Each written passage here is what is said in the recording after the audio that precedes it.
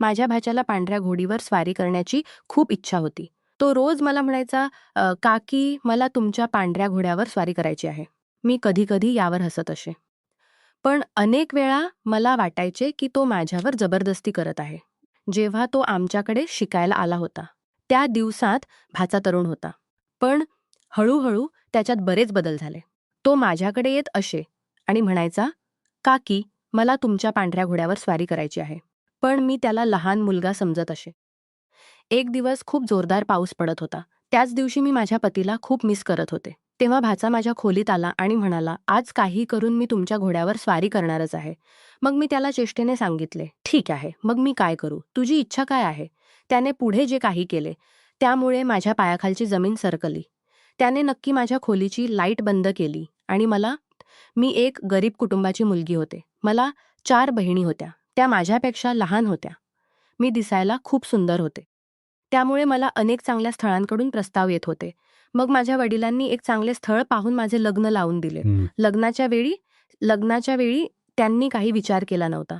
फक्त मुलाच्या श्रीमंती आणि पगार पाहून माझे त्या मुलाशी लग्न करावे लागले. घरात कोणीही नवशी मी माझ्या नव्या घरात आले आणि माझा पती, सगळे नातेवाईक त्या दिवशी परत गेले होते. आमचे घर खूप मोठे होते. घरात नोकर-चाकर होते. त्या दिवशी आमच्या लग्नाची पहिली रात्र होती. माझ्या पतीने आमची खोली खूप सुंदर रीतीने सजवली होती. मी फुलांनी सजवलेल्या पलंगावर पतीची वाट पाहत बसले होते. अर्ध्या तासानंतर माझा पती खोलीत आले आणि त्यांनी आतून दरवाजा बंद केला. ते माझ्याजवळ येऊन बसले आणि माझ्या डोक्यावरचा धड वाढत होती. ते बाजूला केला. मी खूप घाबरले होते. मला खूप लाजही वाटत होती. त्यांनी माझ्या चेहऱ्यावरून ओळखले आणि आजूबाजूच्या गोष्टी सुरू केल्या. सुरुवातीला त्यांच्याशी बोलताना मला खूप अघरू वाटत होते. पण मग मीही थोडी शांत झाले आणि त्यांच्या गोष्टींमध्ये हरवून गेले. ते नक्की 2 तास माझ्याशी गोष्टी करत होते. मी आता पूर्ण लाज आणि भीती विसरले होते. मग त्यांनी माझा हात हातात घेतला आणि प्रेमाचे पहिले पाऊल उचलले. त्यांनी खोलीची लाईट बंद केली आणि माझ्यावर रात्रभर भरभरून प्रेम केले. मला त्या दिवशी खूप चांगली झोप आली. सकाळी जागे झाल्यावर मला कळाले की माझा पती कुठे जाण्याची तयारी करत आहेत. मी उठल्यानंतर त्यांनी मला जे काही सांगितले, त्यावर मला विश्वास बसत नव्हता. मी खूप नाराज झाले, कारण माझ्या पतीने लग्नाच्या दुसऱ्याच दिवशी ऑफिसच्या कामानिमित्त परदेशी निघाले. मी त्यांना म्हणाले, "आमच्या लग्नाला अजून 1 दिवसही झाला नाही आणि तुम्ही लगेच मला सोडून इतक्या दूर निघालात?" तर त्यांनी मला सांगितले, "मला जावे लागेल, ऑफिसचे काम आहे." मी त्यांना अटकवण्याचा खूप प्रयत्न केला, पण त्यांनी माझे काहीही ऐकले नाही. त्यांनी मला सांगितले, "नाराज होऊ नकोस, मी लवकर तुला भेटायला येईन." आणि ते निघून गेले. इतक्या मोठ्या घरात मला एकटीला खूप कंटाळा येत होता. त्यामुळे मी घरकामात माझा दिवस घालवू लागले. आमच्या घराच्या मागच्या बाजूला घोड्यांचा तबेला होता. त्या तबेल्यात 3 घोडे होते. त्यापैकी एक पांढरी शुभ्र घोडी होती. मला लहानपणापासूनच प्राण्यांचा खूप लळा होता. त्यामुळे मी त्या घोड्यांमध्ये रमून जायचे. मला विशेषतः ती पांढऱ्या रंगाची घोडी खूप आवडायची. तिच्या डोळ्यांचा रंग निळसर होता. मी रोज सकाळी माझे आवरण करून त्या घोड्यांना चारापाणी द्यायला जायचे. थोडा वेळ त्यांच्याशी गप्पा मारून मी माझ्या कामात लागायचे. असे दिवस जात होते.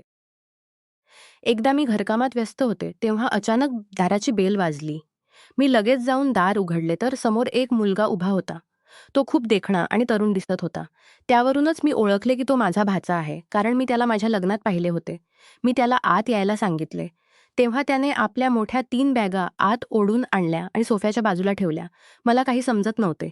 इतक्यात माझ्या फोनवर पतीचा फोन आला. मी घाईघाईने फोन उचलला. माझा पती मला बोलू लागले, "माझा भाचा अमर आज येणार आहे." मी त्यांना सांगितले, "तो आधीच आला आहे." मग माझ्या पतींनी सांगितले, "आता तो आमच्याकडेच राहणार आहे. आमच्या घराजवळ खूप मोठ्या नामांकित कॉलेजेस आहेत. त्यापैकी एका कॉलेजमध्ये त्याचे ॲडमिशन होईल आणि तुलाही त्याची थोडी साथ मिळेल." मी फक्त माझ्या पतींचे बोलणे ऐकत होते. माझ्या मनातील गोष्ट त्यांना सांगू शकत नव्हते.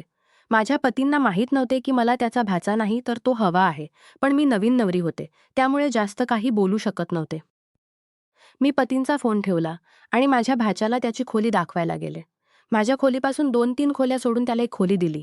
त्याला ती खोली खूप आवडली. तो म्हणाला, "काकी, खोली खूप सुंदर आहे. अगदी तुमच्यासारखी." हे ऐकून मला त्याचे खूप आश्चर्य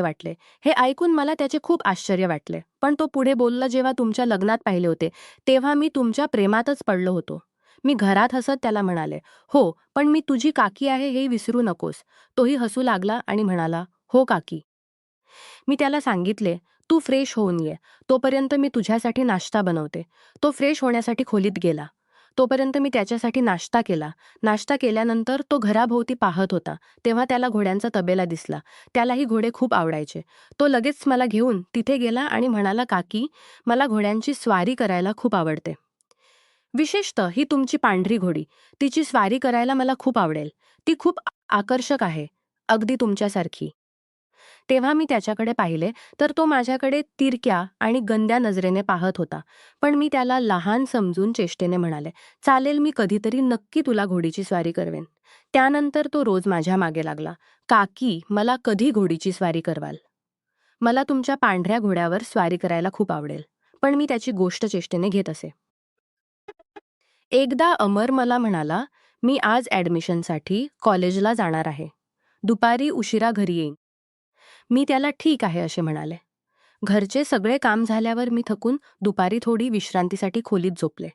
इतक्यात मला कोणी माझ्याजवळ आल्याचा भास झाला. मी चमकून उठले आणि मागे वळून पाहिले, तरी तो माझ्या कमरेकडे पाहत होता. मी त्याला म्हणाले, "काय काम होते?" तेव्हा तो मला म्हणाला, "काकी, मला चहा करून द्या ना. मला गरम गरम काहीतरी हवे आहे."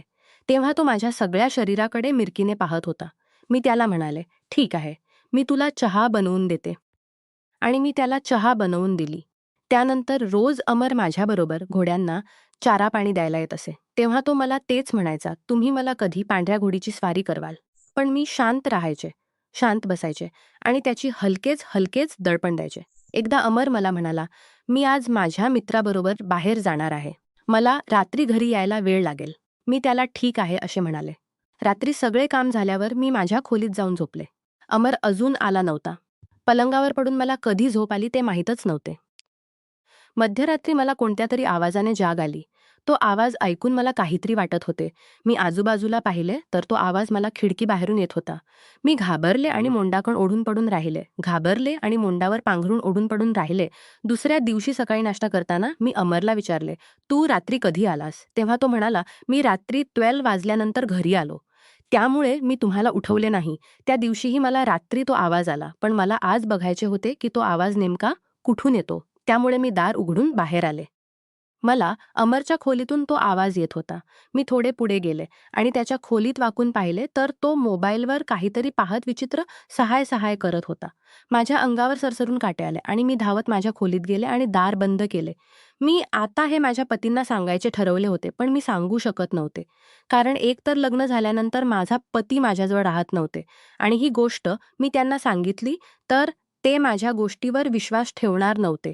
कारण अमर एक लहान मुलगा होता. मी त्या दिवशी अमरच्या खोलीत गेले तेव्हा तो मोबाईलवर काहीतरी व्हिडिओ पाहत होता. मी खोलीत गेल्यानंतर मला पाहून त्याच्या चेहऱ्यावरचा रंग उडून गेला होता आणि तो घाबरलाही होता. त्याने आपला मोबाईल गादीखाली सरकवला. मी त्याच्या त्या गोष्टीकडे दुर्लक्ष केले आणि खोलीतून बाहेर आले. मला आता त्या रात्रीचा येणारा आवाज आणि अमर मोबाईलवर पाहत होता तो व्हिडिओ, या दोन्हींचे आवाज सारखे वाटत होते. पावसाळ्याचे दिवस होते, त्यामुळे बाहेर खूप पाऊस होता. त्या दिवशी अमर घरीच होता. दुपारचे जेवण झाल्यावर आम्ही दोघे आपापल्या खोलीत आराम करायला गेलो. इतक्यात मला अमरच्या खोलीतून तोच आवाज येऊ लागला, ज्या आवाजाने मला काहीतरी वाटत होते. मग मी त्याच्या खोलीत गेले आणि त्याला म्हणाले, "अमर, हा कसा आवाज येतो आहे? दाखव मला. तुझा मोबाईल दे. काय पाहतोस तुझ्या मोबाईलमध्ये?" तेव्हा तो थोडा लाजला, पण मी त्याच्या हातातून मोबाईल हिसकावून घेतला आणि पाहिले. मला लाज वाटू लागली, कारण तो घोड्यांचे व्हिडिओ पाहत होता. मी त्याला विचारले, "अमर, हे काय आहे?" तेव्हा तो म्हणाला, "काकी, मी तुमच्या किती दिवसांपासून मागे लागलो आहे की मला पांढऱ्या घोडीची स्वारी करायची आहे, पण तुम्ही मला करून देत नाहीत. त्यामुळे मी विचार केला की आपण मोबाईलवर व्हिडिओ पाहून घोड्यांची स्वारी कशी करायची ते शिकून घेऊ. मला घोड्यावर स्वारी करायला खूप आवडते. माझ्या लहानपणी आमच्या घरात घोडे होते. मी त्यावर स्वारी करत असे. पण एक दिवस मी स्वारी करताना पडलो आणि माझा पाय फ्रॅक्चर झाला. त्या दिवसापासून माझ्या दादाजींनी मला घोड्यांची स्वारी करण्यास मनाई केली. पण आता मी मोठा झालो आहे आणि मला आता घोड्यांची स्वारी करायची आहे. विशेषतः मला त्या पांढऱ्या घोडीची स्वारी करायची आहे." हे ऐकल्यावर मी मनात स्वतःला दोष देत राहिले. मी म्हणाले, जर मी अमरबद्दल चुकीची गोष्ट माझ्या पतींना सांगितली असती तर किती मोठा अनर्थ झाला असता.